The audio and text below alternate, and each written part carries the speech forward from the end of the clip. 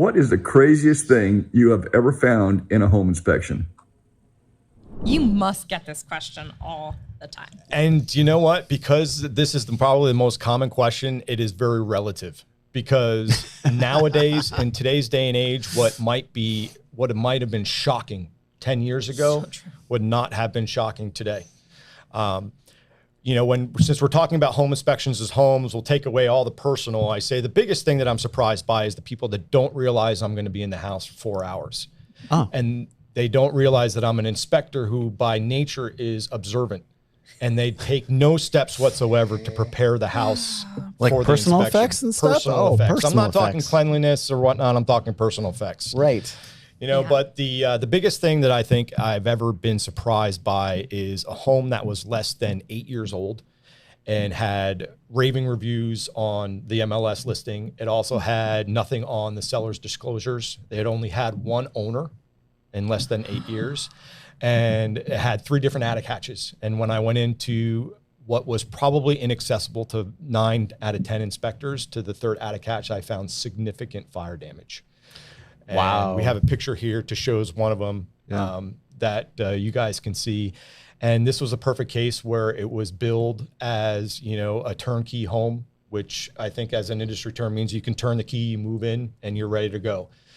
This house had significant fire damage to the point where I said, I recommended they inquire with the homeowner and check any insurance claims related to this, because the amount of damage that was in it was significant. The odd thing about, homeowners and homes in general is that you can actually still use materials that have been burned in a fire as long as the density and the integrity of the material satisfies certain percentages. And this house was well exceeded that. This was a charcoal condition, where there was a significant attic fire with heat buildup. And there was nothing mentioned. No one ever knew. And from my understanding, I was the 2nd or 3rd inspector in that home and didn't notice, nobody noted that damage. And looking at that picture, it looks like somebody put a new board in. Oh yeah, it was definitely reinforced. The picture, you'll just shake your head if you're a homeowner, but case in point, Somebody knew about it. Somebody knew about it. It wasn't in the disclosures. Somebody knew about it, whether or not somebody knew about it enough to file an insurance claim. They knew enough about it to make repairs.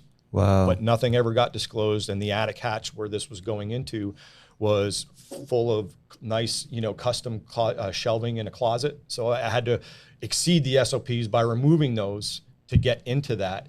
And I not only had it open 3 or 4 millimeters, and I could smell the carbon, hitting me in the face. So SOP is a standard operating procedure. Yes. So okay. Sure for all of us. Super important though. This is a really, really good point. The getting into places. Yes.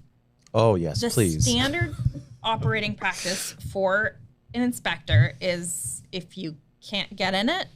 Well, there are, for instance, crawl spaces have certain measurements that if it doesn't satisfy those measurements, a home inspector doesn't. I'm not going to bore you guys with the specifics, but what it really comes down to is the health and safety of the inspector. And at any point, the inspector can say, I don't feel safe accessing this area. I'm not going to be inspecting it. They disclose it. And generally that's the end of the conversation. The home inspector has every right to say not to do that. Unfortunately, that's not always the case. For instance, we have hundreds of homes and thousands of homes here in the Seattle area where we didn't have the basic requirements for access to crawl spaces back then. And it's a 1930 home, but I know that I need to get into that. And because I have the frame, I can get into a crawl space that's less than 18 inches. But most inspectors would either turn away from it because they couldn't access it physically, or they didn't feel safe to doing it. But that doesn't do your client any good, And the last thing as an inspector, I try and do is I absolutely avoid trying to say, I'm signing out of this one and you need to call somebody else, because that doesn't do anybody any good.